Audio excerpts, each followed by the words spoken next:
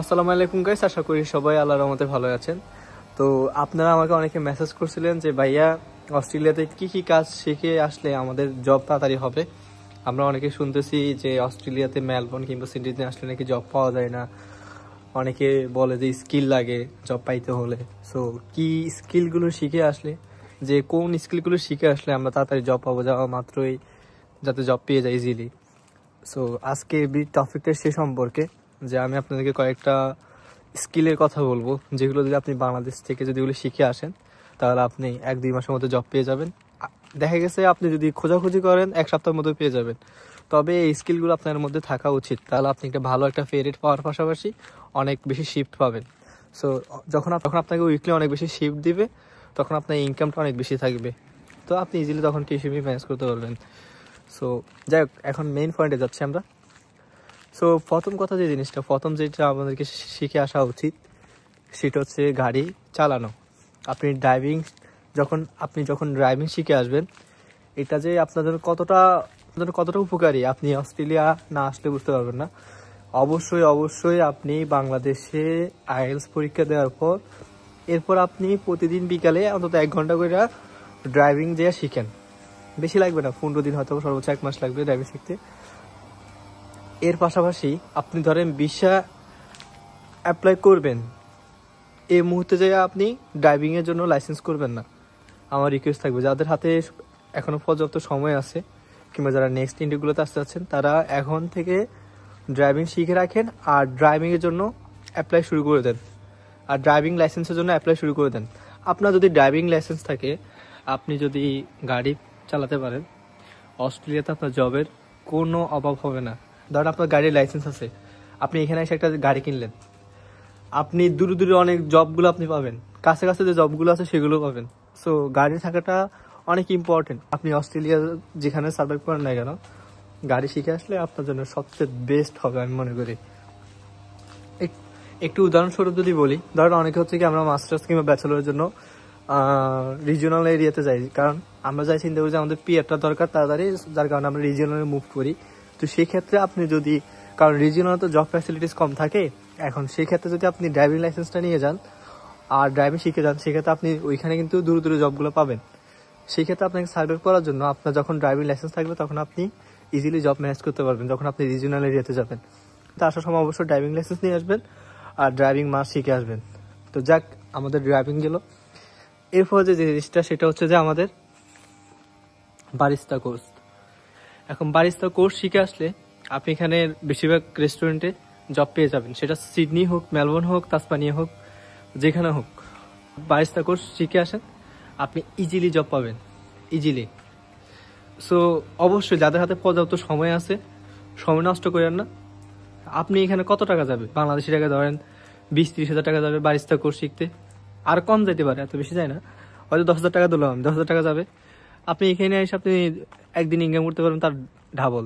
So আমি বলবো যে টাকা ইনভেস্ট করেন, যদি অস্ট্রেলিয়াতে আসতে চান অবশ্যই টাকা ইনভেস্ট করেন, এগুলো আপনার ইম্পর্টেন্ট। আপনি এইসব স্কিলগুলো যখন শিখে আসবেন অস্ট্রেলিয়াতে তখন ইজিলি জব পাবেন, ঠিক আছে? সো যারা হচ্ছে অস্ট্রেলিয়াতে এসে কি জব খুঁজবেন বা কি জব আপনি সহজে পাবেন, তারা হচ্ছে এসব স্কিলগুলো শিখে আসাটা তাদের জন্য ম্যান্ডেটরি।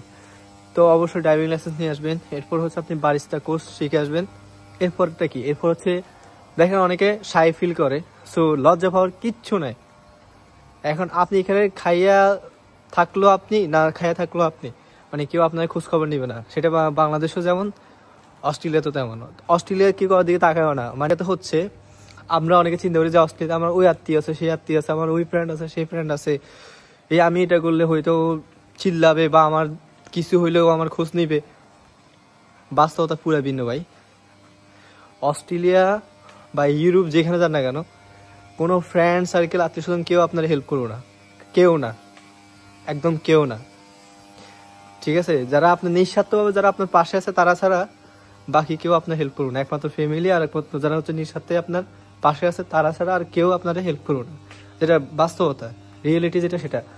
সো কারো আশা বর্ষার উপর নির্ভর করে অস্ট্রেলিয়াতে আসা উচিত হবে না আপনার। যদি আপনি এরকম প্ল্যান করে থাকেন যে আমার অমুক বই আছে, তমুক বই আছে, আমার আত্মীয় আছে, ওরা আমার গেলে অনেক হেল্প করবো, এরকম আশার আলো নিয়ে যদি স্বপ্ন দেখেন, সবচেয়ে বড় ভুল করবেন। অস্ট্রেলিয়াতে যতই আত্মীয় স্বজন থাকুক, যতই ভাই ব্রাদার্স থাকুক, যখন কাজের সময় কারো পারেন না, সত্যি কথা, আসলে বুঝবেন। এখন হয়তো আসতেছেন না, বুঝতেছেন না। সো অনেকে হচ্ছে কি আত্মীয়ের উপর ডিপেন্ড করে। আচ্ছা যাক, 3 নম্বর যে পয়েন্ট সেটা হচ্ছে যে আপনি অবশ্যই চুল কাটা শিখে আসবেন। এটা বাংলাদেশের চুল কাটা না যে আপনি কাটলেন, আপনার 30 টাকা 40 টাকা দিল, বা সর্বোচ্চ 100 টাকা দিল। এখানে 1 ঘন্টা চুল কাটবেন, 1 ঘন্টা লাগে না, 20 মিনিট অথবা 25 মিনিট লাগে। 25 মিনিট চুল কাটবেন, $50 দিয়ে দিবে। $50 কনভার্ট করলে বাংলাদেশি টাকায় প্রায় 4,500 টাকার মতো আসে। সো জাস্ট 20 মিনিট চুল কাটবেন, $50 পেয়ে যাবেন।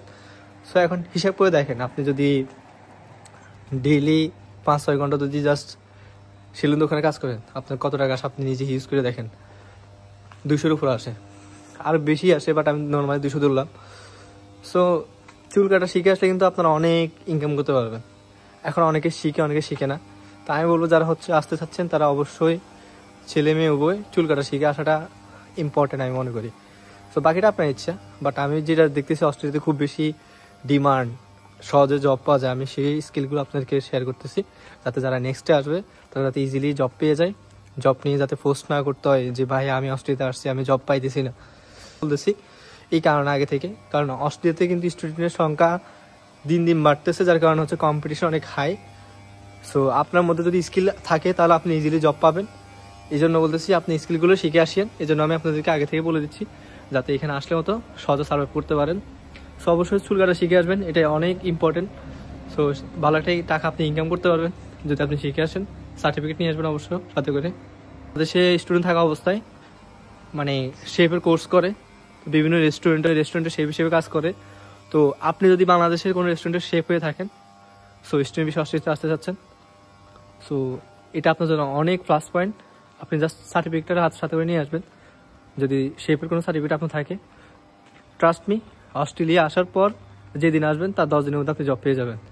কারণ শেফের অস্ট্রেলিয়াতে খুব বেশি ডিমান্ড, না আসলে বুঝতে পারবেন না। কারণ অস্ট্রেলিয়াতে হিউজ পরিমাণ রেস্টুরেন্ট, যেখানে যাবেন সেখানে রেস্টুরেন্ট। সো আপনি ইজিলি জব পেয়ে যাবেন, ঠিক আছে, যদি আপনার সার্টিফিকেট থাকে। আর না থাকলে আপনি অবশ্যই শেফের উপরে একটা কোর্স করবেন, কুকিং উপরে একটা কোর্স করে চলে আসলে সার্টিফিকেট নিয়ে আসবেন। এরপর আপনার জব নিয়ে আর খাওয়া লাগবে না।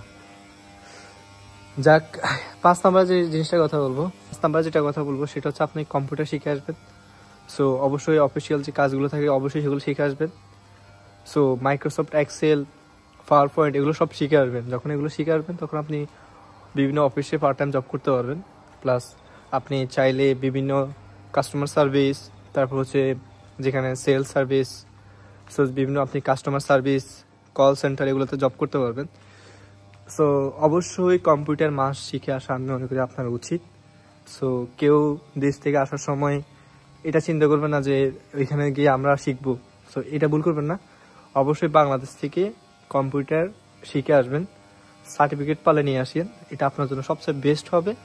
কারণ কম্পিউটার অনেকে আমরা দেখা গেছে অনেকে আসার পর কম্পিউটার পাই না। তো যার কারণ হচ্ছে আমাদের জব পাইতে সমস্যা হয়, বা আমাদের দেখা গেছে যখন অ্যাসাইনমেন্ট করি বা অন্যান্য কাজ করি কম্পিউটার, তখন আমরা শিখতে দিতে আমাদের অনেক টাইম লেগে যায়। সো যাদের হাতে সময় আছে, সময় না নষ্ট না করে আপনারা কম্পিউটার শিখেন। কম্পিউটার শিখতে কত যাবে? এই যে আপনার 5-6 হাজার টাকা যায়, এর বেশি যায় না। সো 3-4 মাস লাগতে পারে, বাট ভালোভাবে কম্পিউটার শিখে আসেন। এটা শিখে আসলে কিন্তু অনেক কাজে লাগবে। আপনি কাস্টমার সার্ভিস, আপনি কল সেন্টারে ইজিলি জব পেয়ে যাবেন। সো কমিউনিকেশন স্কিলটা যেন ভালো থাকে আপনাদের।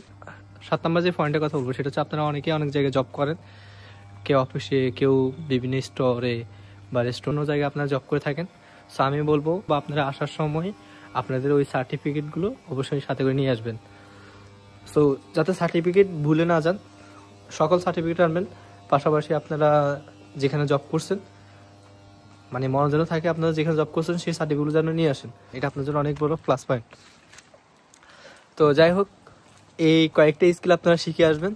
সো এগুলো শিখে আসলে আপনি ইজিলি জব পেয়ে যাবেন অস্ট্রেলিয়াতে। সো এটা কোনো সন্দেহ নাই। সো অবশ্যই মাস্ট যে জিনিসটা খুবই ইম্পর্টেন্ট সেটা হচ্ছে ড্রাইভিং লাইসেন্স। এটা কিন্তু কিছু শিখেন না শিখেন, এটা ড্রাইভিং লাইসেন্সটা মাস্ট নিয়ে আসবেন আর ড্রাইভিং শিখে আসবেন। সেটা আপনার খুব কাজে দিবে। কারণ আপনি দূর দূরের কাছে কাছে সব জব পাবেন যখন আপনার ড্রাইভিং লাইসেন্স আর গাড়ি থাকবে। সো গাড়ি এমনি অস্ট্রেলিয়াতে লাগে, কারণ অস্ট্রেলিয়া অনেক বড় একটা শহর। সো এখানে আপনি পায়ে হেঁটে চলতে পারবেন না, এখান থেকে এখানে যাইতে হলে আপনার গাড়ি লাগবে বা আপনি ট্রান্সপোর্ট ইউজ করতে হবে। সো বেশিরভাগ মানুষ এখানে হচ্ছে আসার পরেই হয়তো সর্বোচ্চ 5-6 মাস অথবা 1 বছর পরে গাড়ি কিনে ফেলে। কারো হয়তো খুব জরুরি হইলে 5 মাস পরে কিনে ফেলে, এটা পার্সন টু পার্সন ভ্যারি করে। সো গাড়ি আপনাকে আজ হোক কাল হোক কিনতে হবে, কারণ এখানে বেশিরভাগ মানুষ বিভিন্ন জায়গায় যায় তো দূরে জবগুলোর জন্য, তখন মানুষ গাড়ি কিনে ফেলে। তো সবাই ভালো থাকেন, দেখা হবে কোনো নেক্সট ভিডিওতে। আর কি ধরনের ভিডিও চান অবশ্যই কমেন্ট করে জানাবেন, আমার পেজটা ফলো দিয়ে রাখবেন। আজকে এই পর্যন্ত, আল্লাহ হাফেজ, আসসালামু আলাইকুম।